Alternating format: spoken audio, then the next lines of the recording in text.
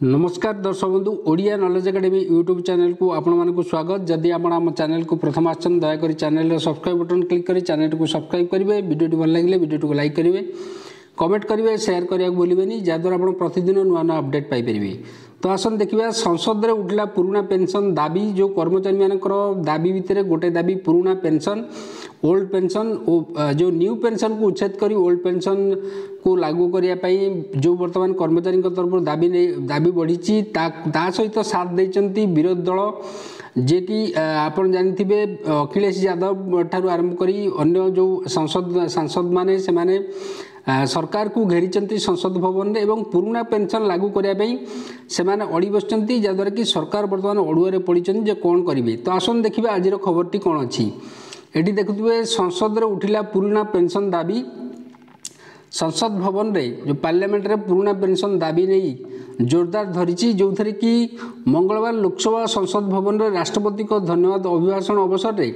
Samajwadi party जे राष्ट्रीय अध्यक्ष तथा पूर्वतन उत्तर प्रदेश मुख्यमंत्री अखिलेश यादव देश में कार्यरत समस्त सरकारी कर्मचारी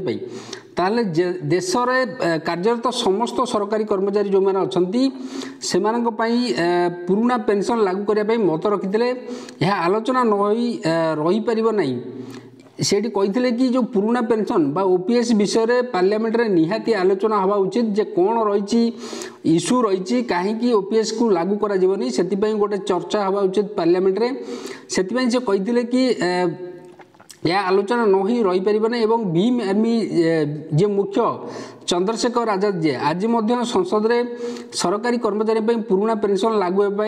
निहाती दरकार बोली कही ताले दी जन जड़े होती आप जानते अखिलेश यादव जो पूर्वतन मुख्यमंत्री उत्तर प्रदेश ता सहित भीम आर्मी जो मुख्य अच्छा चंद्रशेखर आज संसद में सरकारी कर्मचारी पुराना पेंशन लागू होगा निहाती दरकार बोली से दाबी करते। प्रकाश ताकू देशर 3.5 कोटी कर्मचारी और सेमानक परिवार बृहत भोट 2024 निर्वाचन में राज्य और देश में सरकार गठन कर प्रमुख भूमिका ग्रहण करी। केंद्र सरकार 2004 मसीह और राज्य सरकार 2005 मसीह पुराना पेंशन उच्छेद करी नूतन जो पेंशन व्यवस्था थिला ताकू लागू करथिले। फल हजार हजार सरकारी कर्मचारी 30 रु 40 वर्ष चाकरी करी अवसर पर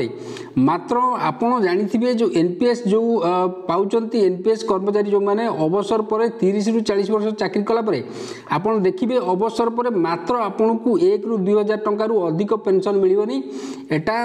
कारण कौन ग्यारंटेड एथर नहीं। तो ये जो टंका पेंशन पाई अति दुर्दिन दिन काटुंट जितेबाला कि विधायक सांसद पुराना पेंशन पूर्वपरी पाँच विधायक सांसद जो मैंने अच्छा से 5 वर्ष निर्वाचित होकर आसवे किंतु से पुराना पेंशन पाइबे। आप जानते जड़े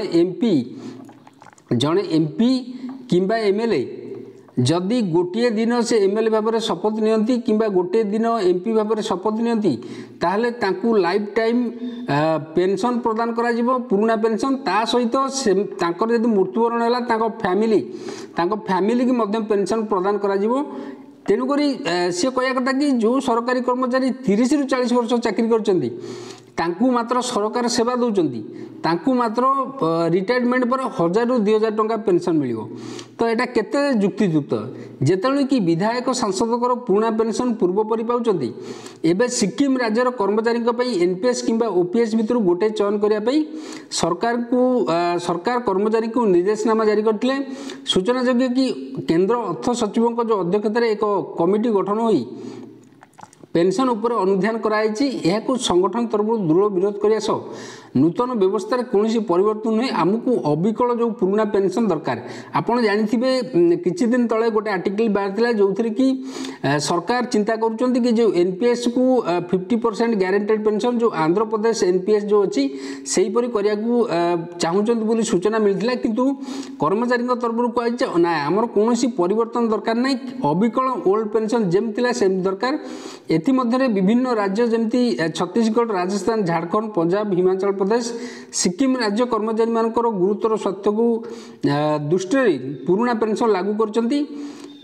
एनएम और पीएस ओडिशा तरफ मुख्यमंत्री उपमुख्यमंत्री को अनुरोध अनुरोध कर 4 लाख कर्मचारी से परिवार सर्वमोट 40 लाख लोकंर गुरुतर स्वार्थ को दृष्टि रखी नूतन पेंशन व्यवस्था उच्छेद कर पुराना पेंशन व्यवस्था लागू करतु बोली राज्य सरकार को सभापति जे विजय मल्ल और संपादक प्रजत्न बराल जी अच्छा संयोजक इतकार मोहम्मद राजेश महांती कार्यकारी सभापति एमाने समस्ते दाबी करछन्ती समस्त संगठन जो कर्मकर्ता अच्छा से सरकार को मध्य मुख्यमंत्री माननीय मुख्यमंत्री एवं सरकार को मध्य दाबी करछन्ती आ भितर गुरुत्वपूर्ण खबरटी है जे संसद में मध्य जो पुराना पेंशन ताकू नहीं जो दाबी उठी वर्तमान से विषय से माने दाबी करछन्ते ए विषय आलोचना हवा उचित जे कोन पई सरकार ताकू उच्छेद कले एवं काहेकि पुराना पेंशन आउ थे लागू करा जाय परिबो नहीं एमएलए एमपी जेतोले गोटे दिन एमएलए एमपी हेले से माने जीवन सारा पेंशन पाँच परिवार फैमिली पेंशन भी पाँच किंतु गोटे सरकारी कर्मचारी निज जीवन को 40 रु 30 रु 40 वर्ष उत्सर्गित सेवा देलापर जनसाधारण को सरकार पर सेवा कलापर भी मध्य तांकू एनपीएस रे मात्र 1000 रु 2000 टंका पेंशन मिलियो। तो यहीपरी भाव में आप जानते जो विभिन्न देशभर जो विभिन्न कर्मचारी संगठन अच्छा से दाबी कर खूब शीघ्र पुराना पेंशन लागू करा जाऊ। तो यहीपरी थी आज खबरटी जदि खबरटी आपको भल लगे दयाकोरी चैनल को सब्सक्राइब करेंगे वीडियो को लाइक करेंगे कमेंट करेंगे भूलें जहाँद्वारा आप प्रतिदिन नुआ नुआ अपडेट पाइपर। धन्यवाद।